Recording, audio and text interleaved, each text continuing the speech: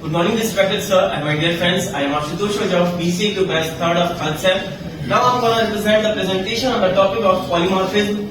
Friends, in this presentation, we will read about what is the definition of the polymorphism, its types, and the differences between its types.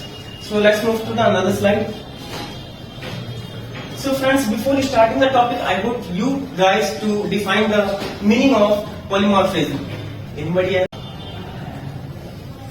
Body means many are formed, morph means formed. That means polymorphism means many forms. Okay, fine, here. So friends, let me take an example of the polymorphism.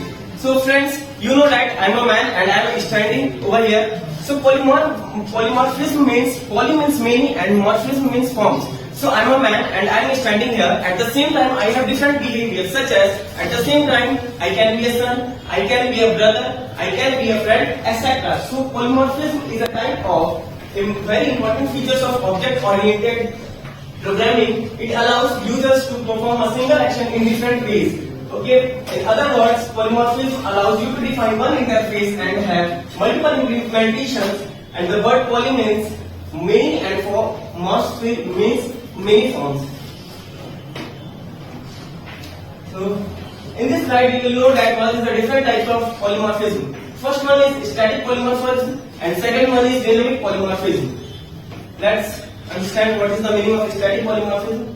So friends, static polymorphism, the another name of this polymorphism is the compile time polymorphism. It is also, this type of polymorphism can also be achieved through operator overloading. This type of polymorphism is achieved by the creating multiple methods with the same name in the same class, but each have different types of numbers, parameters, and the different types of data types. Second one is dynamic polymorphism. So friends, it is also known as runtime polymorphism. The compiler doesn't determine the method to be executed in this type of polymorphism. This process is carried out at a runtime by the JVM, which stands for Java Virtual Machine. And the last point is when a call to an overridden process is resolved at a runtime, then this is known as dynamic polymorphism. And in the last slide, we will know about the differences between the static polymorphism and dynamic polymorphism. First difference is it is also known as compile time polymorphism. I have already discussed about that. Second one is in comparison to also the dynamic polymorphism is known as runtime polymorphism. Second difference is it is static polymorphism is achieved by the method overloading, whereas the dynamic polymorphism it is achieved by the method overriding. Third one is static polymorphism.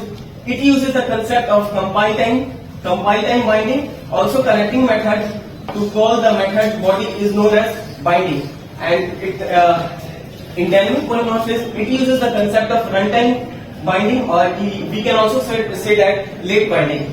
Third difference is it is all slower than dynamic polymorphism, and dynamic polymorphism it is faster than the static polymorphism. Last one is about the static polymorphism is to implement the static polymorphism, inheritance is not necessary, and last one is to implement the dynamic polymorphism, inheritance is necessary. Except all these points, friends, if you know that any other points, then you can add in this. Anybody else? So thank you friends to being a patient listener, and thank you sir for giving me this opportunity.